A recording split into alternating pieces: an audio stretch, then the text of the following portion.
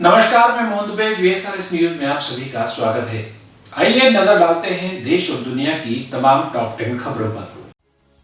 21 दिन से जारी मॉनसून सेशन में हंगामे और विरोध के बीच पहली बार केंद्र सरकार को विपक्ष का सपोर्ट मिला है। लोकसभा में सोमवार को संविधान का 127वां संशोधन बिल पेश किया गया। विपक्षी पार्टियों ने कहा कि वे इस बिल को लेकर सरकार के साथ हैं। दरअसल इस संशोधन बिल के लोकसभा और राज्यसभा में पास होने के बाद राज्य को ये अधिकार मिल जाएगा कि वो ओबीसी की लिस्ट में अपनी मर्जी से जातियों की लिस्टिंग कर सके। लोकसभा में 3 बिल पास हुए। Limited liability partnership bill 2021, deposit insurance and credit guarantee corporation bill 2021 और कॉन्स्टिट्यूशन ऑर्डर बिल 2021 पारित हुए हैं। मुंबई में कई दिनों के इंतजार के बाद आम लोग अब लोकल ट्रेनों में सफर कर सकेंगे। महाराष्ट्र के मुख्यमंत्री उद्धव ठाकरे ने बताया कि 15 अगस्त से लोकल ट्रेन में आम लोग सफर कर सकेंगे। हालांकि कोरोना वैक्सीन की दोनों डोज लगवा चुके लोगों को ही ये सुविधा मिलेगी। उन्होंने लोगों से सहयोग की अपील की है। साथ ही कहा है कि हम लोकल ट्रेनों को 24 घंटे चलाना चाहते हैं, इन्हें बंद करना उपाय नहीं है।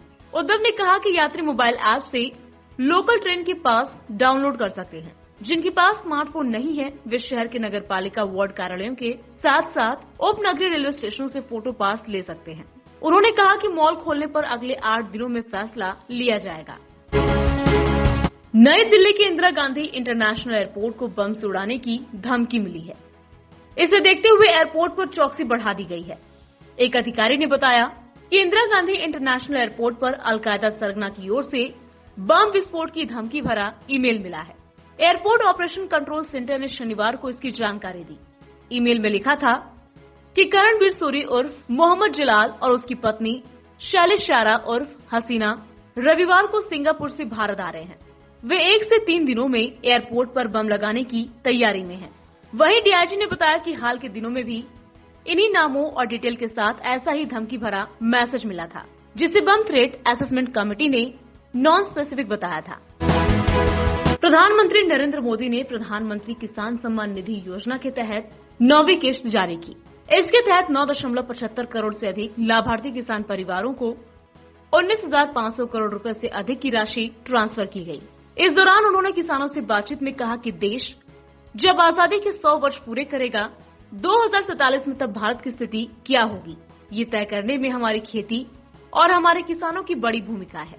पीएम मोदी ने कहा कि सरकार ने खरीफ हो या रबी सीजन किसानों से एमएसपी पर अब तक की सबसे बड़ी खरीद की है। इससे धान किसानों के खाते में लगभग 1,70,000 करोड़ रुपए और गेहूं किसानों के खाते में लगभग 85,000 करोड़ रुपए डायरेक्ट पहुंचे हैं। उत्तर प्रदेश की राज्यपाल आनंदीबेन पटेल के साथ मुख्यमंत्री योगी आदित्यनाथ ने काकोरी ट्रेन एक्शन की 97वीं जयंती पर शहीदों को नमन किया। लखनऊ के काकोरी शहीद स्मारक स्थल पर राज्यपाल के साथ मुख्यमंत्री ने अपने मंत्रिमंडल के सहयोगियों तथा विधायकों के साथ शहीदों को नमन करने के साथ उन सभी को श्रद्धांजलि दी। इस अवसर पर शहीदों के स्वजनों को भी सम्मानित किया गया। मुख्यमंत्री योगी आदित्यनाथ ने इस अवसर पर कहा कि 4 फरवरी 2021 से आजादी का अमृत महोत्सव मनाया जा रहा है। पीएम नरेंद्र मोदी के कुशल नेतृत्व में देश भर में इस तरह का अमृत महोत्सव आयोजित किया जा रहा है, जिससे कि नई पीढ़ी को शहीदों के बलिदान व उनके त्याग का महत्व पता चल सके, जिससे प्रेरणा लेकर वो देश को आगे बढ़ाने में योगदान कर सके। जेपी नड्डा ने यूपी के विधायकों को कामकाज में सुधार लाने की सख्त हिदायत आगरा में हुई बैठक में दी।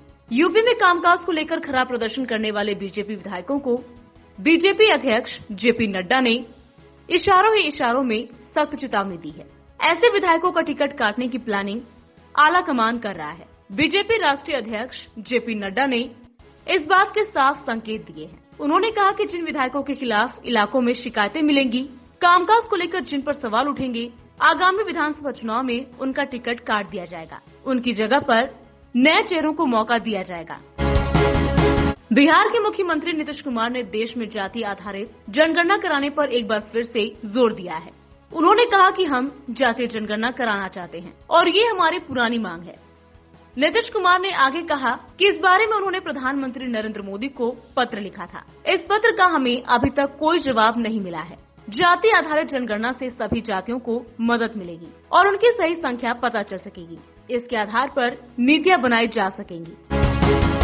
मुख्यमंत्री नीतीश कुमार ने आज यानी 9 अगस्त को जनता दरबार में लोगों की शिकायतें सुनी। जनता दरबार में सोमवार को शिक्षा, स्वास्थ्य समेत कई अन्य विभागों से जुड़ी शिकायतें लोगों ने दर्ज कराई। इसी दौरान मुख्यमंत्री नीतीश कुमार ने एक शिक्षक से कहा कि अब नियोजित शिक्षक मत कहिए, वो भी शिक्षक ही हैं।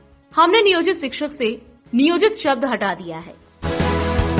संसद में मानसून सत्र के आखिरी सप्ताह की कार्यवाही शुरू हो गई है। सदन की कार्यवाही शुरू होते ही स्वर्ण पदक विजेता नीरज चोपड़ा समेत सभी ओलंपिक खिलाड़ियों को बधाई दी गई। वहीं सदन की कार्यवाही शुरू होने से पहले विपक्षी दलों ने सरकार के खिलाफ रणनीति बनाने के लिए एक बार फिर से बैठक बुलाई। पेगासस जासूसी मामला तथा कुछ अन्य मुद्दों को लेकर कांग्रेस, तृणमूल कांग्रेस और अन्य विपक्षी दलों के सदस्यों द्वारा सोमवार को लोकसभा में हंगामा किए जाने के कारण सदन की कार्यवाही 4 बार के स्थगन के बाद दिन भर के लिए स्थगित कर दी गई। समाजवादी पार्टी की महाराष्ट्र इकाई के अध्यक्ष और मुंबई के गोवंडी से विधायक अबू आसिम आजमी समेत 18 लोगों के खिलाफ कोरोना गाइडलाइंस को तोड़कर बर्थडे पार्टी आयोजित करने का केस दर्ज किया गया है। रविवार को अबू आजमी ने एक घोड़ा गाड़ी पर बैठकर भव्य मार्च भी निकाला था। इस दौरान न तो किसी ने मास्क पहना था और न ही सोशल डिस्टेंसिंग के नियमों को फॉलो किया गया। समाजवादी नेता ने भी अपने चेहरे पर कोई मास्क नहीं लगाया था। अबू आजमी ने इस मौके पर हवा में तलवार भी घुमाई है। खास बात यह है कि इस दौरान ट्रैफिक मैनेजमेंट के लिए पुलिस की एक टीम भी मौजूद थी, लेकिन किसी ने उन्हें रोकने का प्रयास नहीं किया।